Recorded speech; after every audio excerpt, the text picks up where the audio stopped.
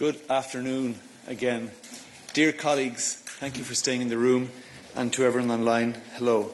It's our pleasure to be back here in the press room with the EU Trade and Economic Security Commissioner Maroš Sefcovic, the man who has been making and continues to make superhuman efforts to move our trade agenda forward, including in our talks with the United States. So the Commissioner will give some introductory remarks, and then we will open the floor for your questions. Thanks very much. Commissioner, the floor is yours. Good afternoon, everyone. I'm glad to be here today to follow up on the breakthrough achieved in Scotland yesterday. It was an honour to join Commission's President Ursula von der Leyen at the pivotal meeting with the US President Donald Trump. If I were to sum up this EU-US agreement in one sentence, I would say it brings renewed stability and opens the door to strategic collaboration. This is the result of a month of genuine and relentless efforts, unmatched in their intensity and matched only by the unparalleled importance of our transatlantic trade. Its $1.7 trillion value underscores just how much was at stake. From the start, we have been convinced that our transatlantic relationship deserves a negotiated outcome. That is why my team and I made 10 visits to Washington only this year. Given the depth of integration and mutual reliance of our economies, it was essential to take the time needed to get this right, to calibrate an outcome that works for both the European Union and the US, as well as ensures that trade between us can continue. Let's pause for the moment and consider an alternative. A trade war may seem appealing to some, but it comes with serious consequences. With at least a 30% tariff, our transatlantic trade would effectively come to a halt, putting close to 5 million of jobs, including those in SMEs in Europe, at grave risk. Our businesses have sent us a unanimous message: avoid escalation and work towards a solution that delivers immediate relief. And I appreciate that several business groups have welcomed the contours of the deal. The sense of stability and prospect of strategic collaboration are reinforced by the fact that the agreement addresses not only current reciprocal and high sectoral tariffs, but also forthcoming tariffs on pharmaceuticals, semiconductors and lumber. You are now familiar with the key pillars of the deal discussed in Scotland, notably a single 15% tariff ceiling, then $750 billion in strategic purchases, and an additional $600 billion in anticipated private investments into the US economy. On top of that, let me highlight the following 3 points. First, over the past few months, we have gained a better mutual understanding of each side's sensitivities. As stated before, we can relate to the objective of reindustrializing the US economy, as we are pursuing the same goal ourselves. That is why the agreement sees a significant list of goods on which both sides will apply a zero tariff rate, where it is in our shared interest to strengthen our trade, and importantly, this list remains open to further additions. Second, we also believe that certain prospects and certain aspects of global trade policy need fundamental change. For instance, non-market overcapacity is equally destroying the EU steel industry. That is why the agreement sees clear prospect of joint action on steel, aluminium, copper and their derivatives in what I'd like to call a metals alliance, effectively creating a joint ring fence around our respective economies through tariff rate quotas at historic levels with preferential treatment. We will also establish a common approach to addressing source economies of overcapacity. Moreover, we are reducing tariffs on our cars from current 27.5% to 15%, while enabling EU car makers to expand their exports from the US. This will enhance their global standing and strengthen our value chain as numerous European SMEs support production activities in the United States. Third, we believe we need to think strategically about future technologies. That is why the agreement also sees strategic purchases of gas, oil, nuclear, but also US AI chips. Here the aim is to strengthen our technological edge in a way that benefits both sides.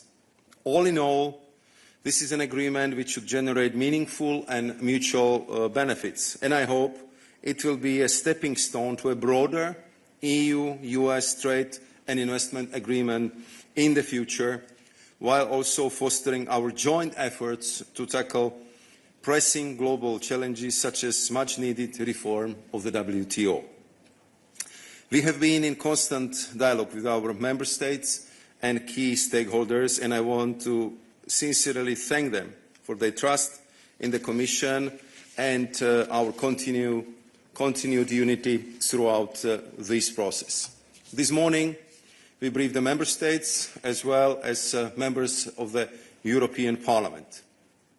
In conclusion, I want to appreciate once again the leadership of President von der Leyen, as well as the collaboration with my counterparts for the countless hours of intense engagement, which I hope will pay off. Thank you. Many thanks, Commissioner. We'll start the questions here in the room. Jorge.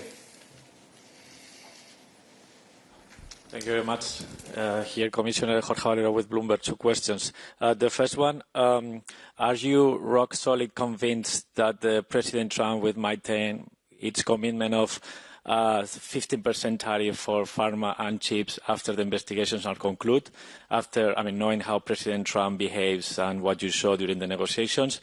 And secondly, given that the energy purchases are totally in the hands of companies, do you fear that the US might retaliate if you don't achieve this 250 billion euros of purchases per year? Thank you. Please go ahead, Commissioner. We'll take them one at a time. Thank you. Thank you very much, Jorge. So on your first question, I mean, this was the issue which was discussed already for quite some time, and for us it was very clear that 15% is acceptable in the case that 15% is seen as inclusive. So no stacking, and would also cover the ongoing 232 investigation. And I think that it's very clear in summing up the negotiation yesterday that this point was made very clearly by the President von der Leyen. And I believe that with our American counterparts, we are opening a new chapter. We spent a lot of time together. We know each other much better than before. We understand each other's sensitivities, each other's perspectives, and we also will be informing each other much more frequently about all the important decisions taken. So I believe that this commitment will be honoured, will be respected in this case as well. If it comes to energy purchases, Jorge, I think we discussed in the past how we've been working together from the perspective of common purchase platform. Of course, we will discuss this approach with my colleague, Danny Jorgensen, who is responsible for the energy sector right now. But if you look at the current purchases, and if you look at the perspective that we will be phasing out the Russian energy supply by 2027, so it's very clear that Europe will need the solid, consolidated and reliant supply of energy. We are not talking only about LNG. We are talking about oil, and I would say what is also a new element, this is the nuclear fuel. As I'm sure you know, Europe is going through the nuclear energy renaissance, and therefore new technology, nuclear fuel will be very much needed for the current but also future nuclear power plants in Europe. And I would add that significant addition to the strategic purchase list is something what we very much need in the European Union, and these are high-quality AI chips. I think you know our policies quite well, and you know how much emphasis we put on developing AI centers, AI gigafactories in Europe, and therefore for me this is one of the very important strategic achievements that we have now the clarity that the top quality chips would be available for us Europeans, that we will collaborate in this field very, very closely with our American partners, because this is clearly opening a new chapter of strategic cooperation in such a future-oriented sector like AI. Many thanks, Commissioner. Tom Muller-Nielsen. Hello, thank you very much. Thomas Muller-Nielsen at Euractiv. I have two questions, Commissioner. So the first is on this joint action on steel, aluminium and copper derivatives to combat overcapacities. I mean, are you suggesting that the EU and the US will jointly impose tariffs on Chinese metals? And if not, what exactly is it that's been agreed? And second of all, I'd just like to ask, so that a couple of months ago you gave an interview with the Financial Times where you said the EU is prepared to make a 50 billion euro trade offer. Obviously, the final deal was significantly larger, 250 billion just for energy purchases alone. So could you just explain how this went from 50 billion to 250 billion energy plus the 600 billion investment plus military purchases as well? Could you explain how that transformation happened? Thanks very much. Thank you very much, Thomas. Starting with the first question, if it comes to this metals union, I think, I mean, in this many hours of discussions we had with our US counterpart, I think it became very, very clear that if it comes to steel and metals, we are not each other's problem. We are not destroying US steel sectors, and they are not destroying our steel sector. On top of it, we are very complementary, and I know that United States are very much in need of our high specialty steel. So what we concluded after these detailed negotiations was very clear that what would benefit both of us as much as possible is if we would have kind of metals union between us, meaning that we would set the tariff rate quota based on, let's say, historic flows between EU and US and trade, let's say, at MFN level, as we've been trading until now. So it means that the complementarity of our metal sectors would continue, will be further developed, and that we would take jointly on what is the global problem for the steel sectors, and this is global overcapacity. So, of course, US prefers tariffs. We've been working with the quotas, with the TRQs until now. You're familiar that just a few weeks ago we adopted the Steel Action Plan, which was very much expected by our steel industry. We are actively preparing the additional measures for post-2026 safeguard situation. So it's a pressing issue. It's a pressing issue. I'm talking to the ferroalloys companies. I'm talking to aluminium companies. It's pressing issue. So it's very clear that what we need to do is to address the overcapacity, because this is really killing our industry. And if we can do it together with our US partners, we definitely would go in that direction. And of course, the details, how this would work, the mechanics of it clearly would need to be discussed. But we want to be complementary, to help each other here, to make sure that the steel and metal industries in both EU and US would thrive and will not be threatened by overcapacities built over the last decades. Many thanks. Kim. Hi, Kim McCrail from the Wall Street Journal. Thanks for doing this, Commissioner. I wondered, this builds a little bit on the last question about the Metals Alliance you mentioned. But between the Metals Alliance and what was said so far and what we understood from the briefing about semiconductor purchases and the decision to preference the US for semiconductor purchases over China, for example, taking those together, what do you see what do you think the outcome of this deal means for the EU's relationship with China? Are you working with the US right now to box China out of the trade that you're doing between perhaps the US and the EU and perhaps other major trading partners? And just a quick question about the EU's WTO obligations. The way I understood from the technical briefing this to work in terms of the EU's decision to lower some tariffs is that some tariffs will be lowered unilaterally and only for the US. Is that in line with the EU's obligations under the WTO to do it that way as opposed to most favored nation? Thanks. Thank you very much, Kim. So the first question on China, as you know, just last week we had the EU-China summit, and President von der Leyen and President Costa visited their counterparts in Beijing. Of course, at the beginning of the year, we hoped for better results, which would be delivered by the summit. But I have to say that despite the strenuous efforts of my colleagues and myself and several long meetings with my Chinese counterparts, unfortunately the list of the accumulated issues on the table will not get shorter, but it just grew longer.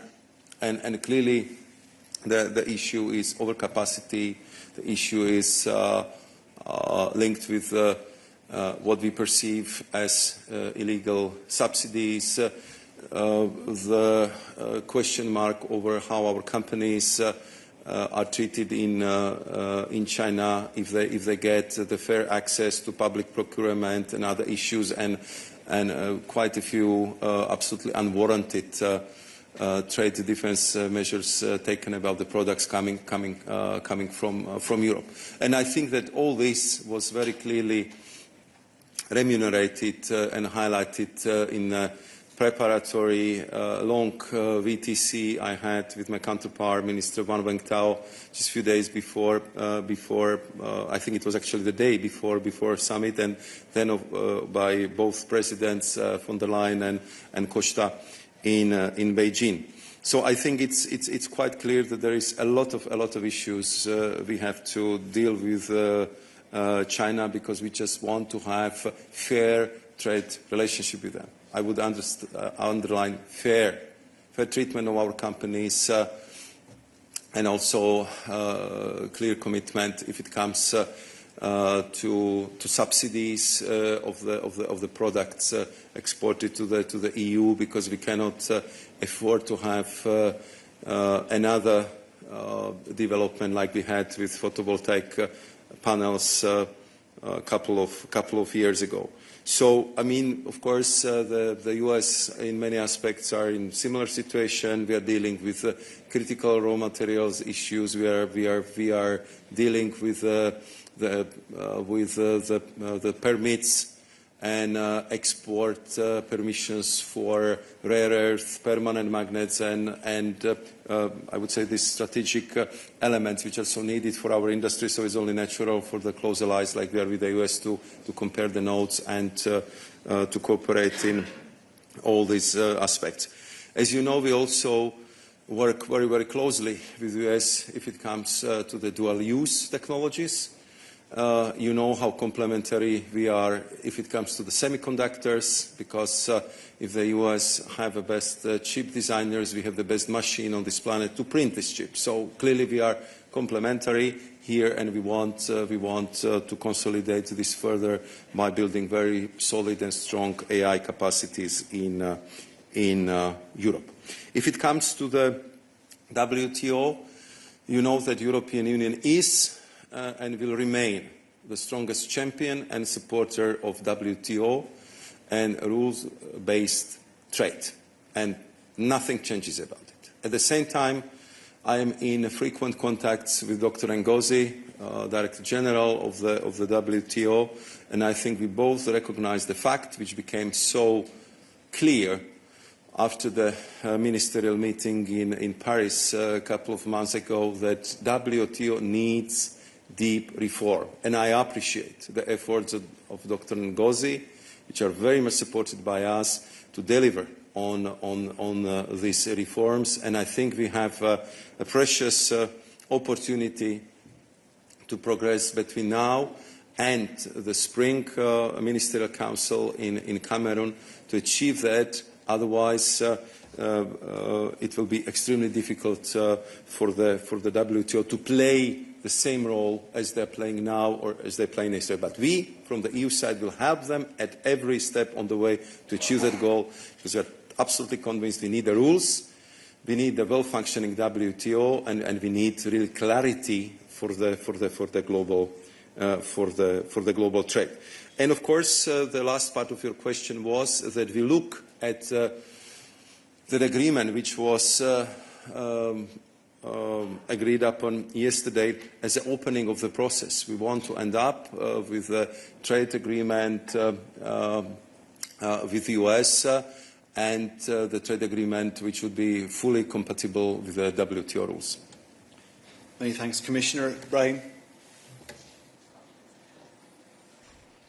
Thank you, Commissioner. I have a political question. Some member states say they are disappointed with this agreement because it's not balanced enough. How do you plan to convince them? Thank you. Thank you very much. I think first and foremost, we did our utmost to keep our member states involved and informed at every step of the way.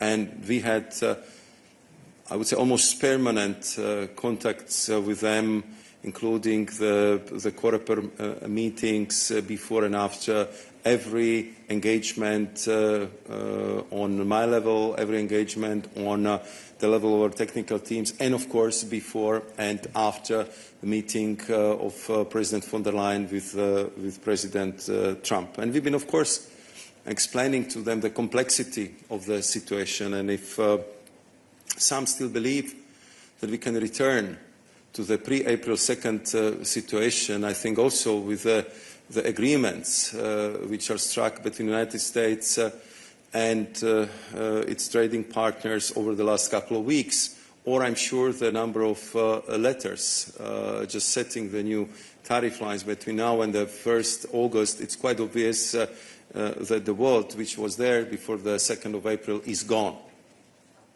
And we simply need to adjust, we need to address the challenges which are coming from this new approach. And I believe that the strategic cooperation with our strategic partner is a better outcome than all-out trade war. In my introductory remarks, I was just describing what would it mean. Tariffs more than 30%, then huge political tension, lots of SMEs under dramatic pressure, and loss of potentially of hundreds of thousands, if not millions of jobs. And what would happen after that? The situation would become so unbearable that we have to get to the negotiated solution. After that, we will have to sit and negotiate a new deal, but in much, much worse conditions. So therefore, I believe that the tasks we set for ourselves when I, for the first time, met my counterpart, Secretary of Commerce, Howard Lutnick, the next day after this confirmation, when I said, Howard, let's work together to avoid this mutual pain. Because as the two allies, we should be able to find the deal, to understand each other. You want to reindustrialize, we want to reindustrialize. You want to have high-value AI chips, we want to have high-value AI chips. We want to have energy security, you want to have energy security. So I think that I think what is important at this stage, even though I know that for some that potential kind of other outcome might seem very appealing now, but they didn't go through all the numbers, through all the consequences, through all the impact it would have at every sector. And we did that. And we did that. And therefore, with full consciousness, I'm 100% sure that this deal is better than the trade war with the United States. Many thanks, Commissioner. We don't have too much time left for the Commissioner. He's under pressure, so we'll take a few questions in the room and then we'll wrap up. Jorge. Hello, Commissioner Jorge Liboreiro with Euronews. Just following up on my colleague, what he said, I mean, it's objective that this deal is quite unbalanced because you have 15% on one side and almost zero or virtually zero on the other side. So do you consider this a good deal or just a case of damage control? And second, do you have any regrets about not using retaliation at any stage of the process in a bid to secure more concessions? Thank you. Thank you very much, Jorge. At first, I would say that this is clearly the best deal we could get under very difficult circumstances. And I have to say that you were not in the room, but if you have been in the room yesterday, you would see that we really started with 30%. That was absolute real perspective that as of 1st of August, we would have 30% tariff on our exports, which would, as I already mentioned, practically stop all the trade. And I have to say that President von der Leyen did terrific negotiations yesterday. She was absolutely great in managing these negotiations, which led to the conclusion of the deal, which I'm absolutely convinced saves the trade flows, saves the jobs in Europe, and opens new chapter in EU-US relations, how to adjust our mutual trading patterns in this new age of geoeconomics and geopolitics. And that's for me, it's a very important political answer, because it's not only about the trade, it's about security, it's about Ukraine, it's about current geopolitical volatility. I cannot go into all details, what everything was discussed yesterday, but I can assure you it was not only about the trade. So therefore, I mean, to have a possibility that the two biggest economies and two closest allies can openly discuss all sensitive issues, and as I can judge from the discussion yesterday, are very much aligned on the geopolitical issues of today, I think has additional price. It has additional worth in having this deal done, because I believe that from now we can go only for the better. We can go for the improvement, close the cooperation, fair trade agreement, and simply work on all these issues which have been kind of accumulating on the table for quite some time. Many thanks, Commissioner. Commissioner, we have 100 of our hard-working journalists tuned in online, so we should give one of them the floor. And on top of my list is Rebecca Gualandi from Carbon Pulse. Rebecca, the floor is yours. Go ahead.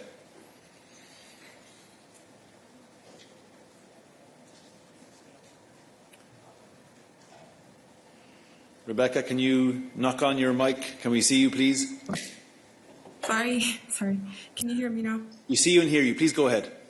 Okay, thank you. So in 2024, the EU imported 76.9 billion euros of energy from the US. So if we want to get to the target, then that means roughly tripling our purchases of US energy, taking into account exchange rates. So how do we do that? Do we put a target? Is it feasible? I've heard from energy experts that it's actually not feasible. The target is not actually possible because the US doesn't even produce that much LNG or energy products. So I'm just wondering how we're going to monitor these purchases, if there's going to be a platform, how you're going to convince EU member states and companies. And also, this target actually seems very in opposition to the climate targets and to the objective of reducing energy prices in the EU. So it seems a bit contradictory to many of the things that the EU has said. Thank you. Thank you very much, Rebecca, for your questions. I think that look, when we approach the assessment of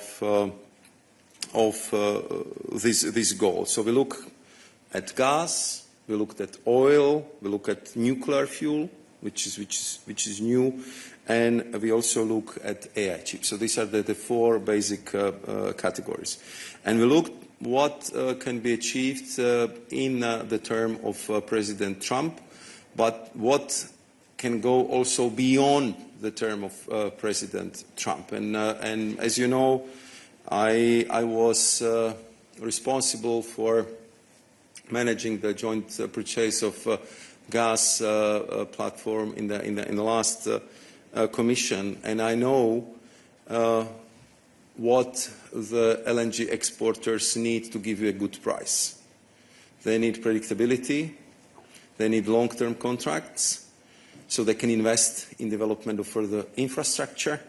And once the further infrastructure is built, then of course you have more competition on the market, and you have a good price. So if you look at what are the amounts of energy we would need, especially if you are proceeding through phasing out of Russian energy supplies in the next years, if you are looking at the nuclear renaissance in Europe, if you are looking at the booming industry of AI, where we would need 40 billion of the chips, we believe that these numbers are achievable. And of course, we will work with our companies, with the member states, with my colleagues in the Commission, how to set up that mechanism. And of course, this would be one of the issues which we would be regularly discussing with our US counterparts. Because of course, from our perspective, that's the offer.